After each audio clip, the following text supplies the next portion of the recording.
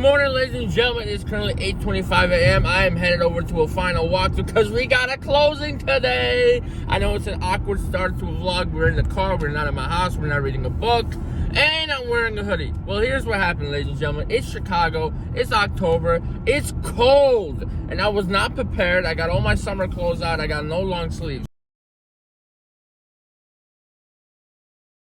All right, ladies and gentlemen, we are here at the property. We're gonna close this bad boy in about 30 minutes. Client should be here. Oh, there he is. I gotta go.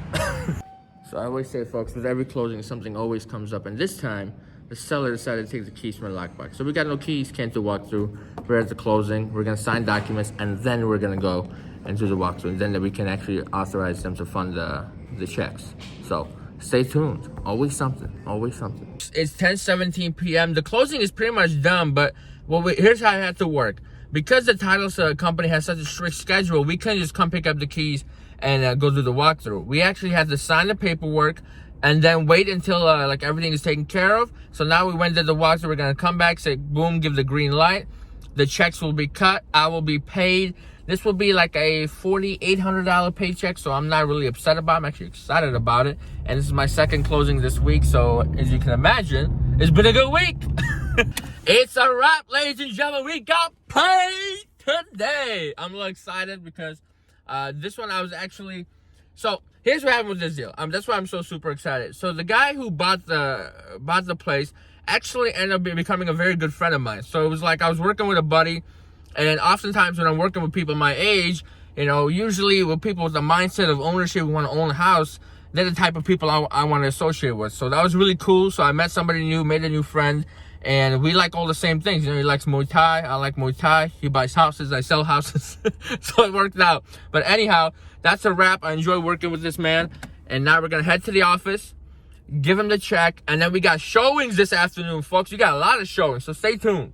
All right, team, so we are in the office. It's 12:02 p.m. I am already 2 minutes late to my showing, but that's because the client told me they were running late. So I have some time, and what I have to do is another client just marked interested on a few places we are supposed to see in Chicago. So before I head out of the office, I got to get these booked as soon as possible because half of these want a tremendous amount of time as a notice, and we don't have that kind of time. Some of these require me to use my phone, so I'm gonna check in with you when I get to my showing. And just like that, we are in the car. We're headed over to 2 showings for an investor. We're gonna look at a multifamily, and then we're gonna look at a potential flip, see how that goes. And it looks like I'm gonna be the one that's late, even though I was super early at first.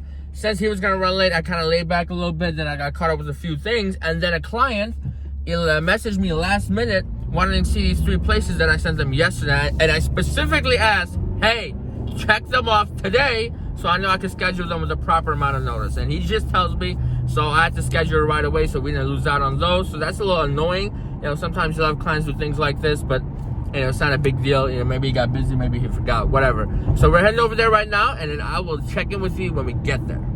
Okay, so that showing is over. I unfortunately couldn't show you guys much because the client was there with his father, and you know, with these vlogs, I know you guys want to see the content, but you got to keep in mind I got a job to do, and I hadn't met the dad yet, so I was trying to feel him out, see what kind of personality he is.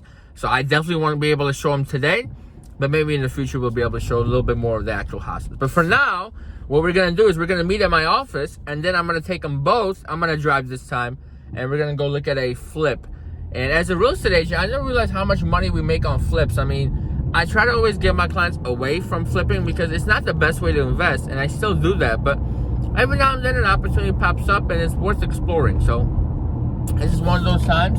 We're gonna go check it out, and I'll keep everybody posted. All right, gang. So we are back in the office. Oh, client just texted me. Okay, whatever. We're back in the office. I just did I can't show you the house.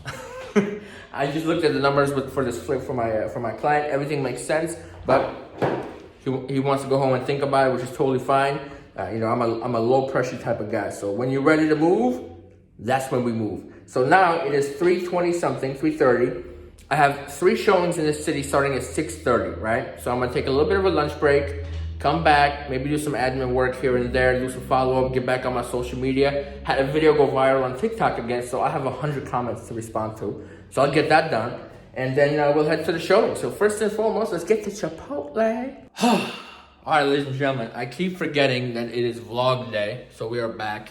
It is currently 5:30. Literally all I did the last whatever amount of time was make some phone calls, eat my lunch, watch some YouTube videos, watch some First Take, and that was about it. Now I'm headed to Chicago for about 3 showings, and I hope it leads to an offer. The client from earlier today did like the place. We were gonna put an offer, but with these HUD homes, what happens is they want people that are gonna buy it as a primary residence first, and if they don't want to buy, then investors get to take a look.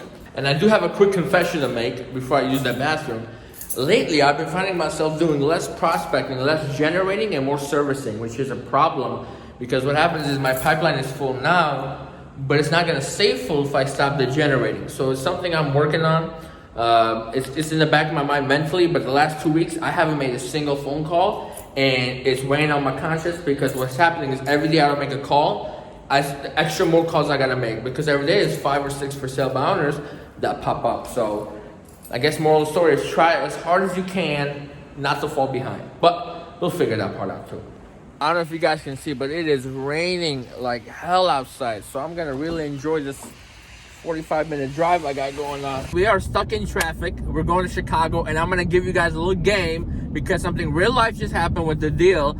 And I think it's a huge learning experience for everybody who's watching, me included, and because it's the first time I did this. So I have a client who's got a very, very unique criteria in regards to his budget, right? So I have to find things that have a very low property tax, which is very difficult to find. You just got to find a needle in a haystack type of deal.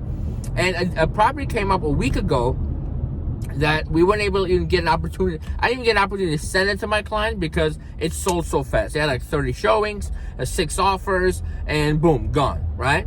Well, I reached out to the agent. I was like, hey, when I saw multiple offers received, I reached out to the agent. Hey, what are my options? This, that, and the other. Try to establish some kind of a connection because you never know, right? He said, look, man, here's the situation. I don't think it's not even worth your time because we have so many offers all above ask. I said, okay, you're right. Well, hey, if you have any other listing coming up like this, just keep me in mind. He said, cool, just email me your information. I'll keep you in mind. Well, I emailed him my information because sometimes with these multiple offers, there's people who are like to play games and do a little bit of shady business. And then there's people who offer too much, get cold feet, and the deal comes back on the market, right? So I want to establish that connection. So I sent them my info and my criteria for what I'm looking for. And this morning, I get an email back saying, hey, we might go back on the market. Is your client interested? I haven't even talked to my client. My client's never seen this house, but I know my client well enough to know that this is the place for him, right? So I'm absolutely very interested. When can we see it? Keep me posted. And I just got off the phone with them just now. And the lesson here is the negotiation, ladies and gentlemen, does not start when you put the offer in. The negotiation begins, right, from the day you schedule the showing because how you communicate with the other agent is so powerful, right? For example, right now, here's the situation that happened with the deal that just fell through, right? They came in at $255,000 all cash offer, right? They did an inspection, and then after they got an agreed upon offer, then they're like, you know what, we're gonna get a mortgage now. Nobody decides to go from paying all cash to getting a mortgage. That's what we call shady business, right? That's bad business practices. So he got a sense of that, and when I was talking to him, he was telling the story, I'm like, that sounds a little shady to me, right? So while we're on the phone, I'm building a connection, I'm building trust, I'm building confidence, right? I'm showing them just how I do business, right? And so if you accept my offer, you know that we're gonna close. So that's the lesson of the day, guys. Always keep every opportunity open. You never know what could happen. Deals fall apart all the time, and it could be yours that falls apart, or you could be the one that benefits from a deal falling apart. But never forget to sell the realtor. You have to sell if there's multiple offers, you got to sell the realtor on you first, okay? Here's why. When I have listings, right, and it's all about for me, it's all about communication, right? Does that agent pick up the phone when I call him? No. If I can't get a hold of him, even though his offer's $3,000 more, but if he's not as responsive, how's that going to work when we have an issue throughout this process, right? If it's not as reasonable, this, that, and the other. So these little things, they make a huge difference when an agent and a seller are sitting at a table discussing what offer to take. Because now, you're not a number. Now you're a person. Oh, wait. That was right there, ladies and gentlemen. Free game. Ladies and gentlemen, I'm in the city, and it was actually not as much traffic as I thought. So my client should be here in a couple of minutes. We show this unit. Then we'll drive out to some other units, and hopefully he likes one of the 3 units, so we can put an offer on and get paid. I've been averaging about a couple of sales a month since May, but I got nothing pending right now for October, end of October and November. So we gotta get some things on the boards, ladies and gentlemen, quickly. This showing is a wrap.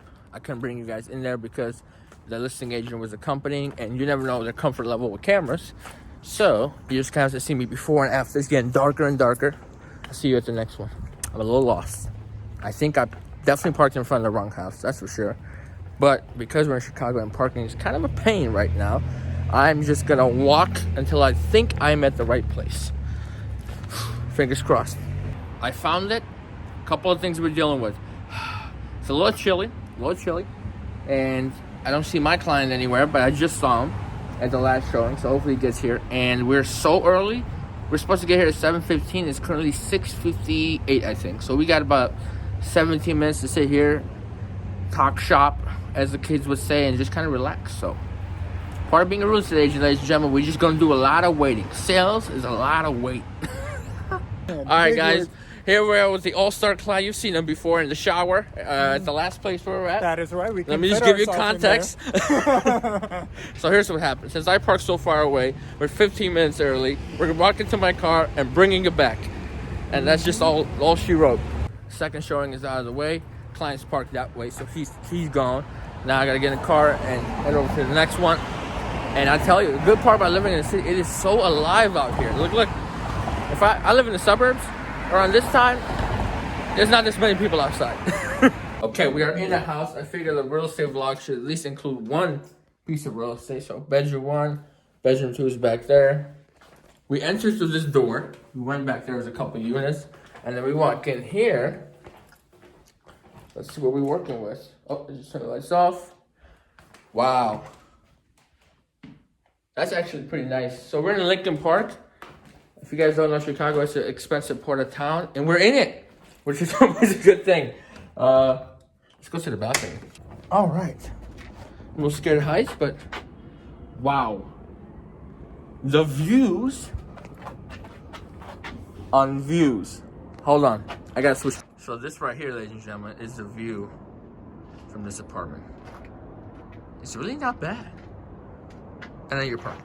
It's almost 8 p.m. at 7:57. Client's up. It's time for me to clock out. Thank you for watching. Like, comment, subscribe. I'll see you next week.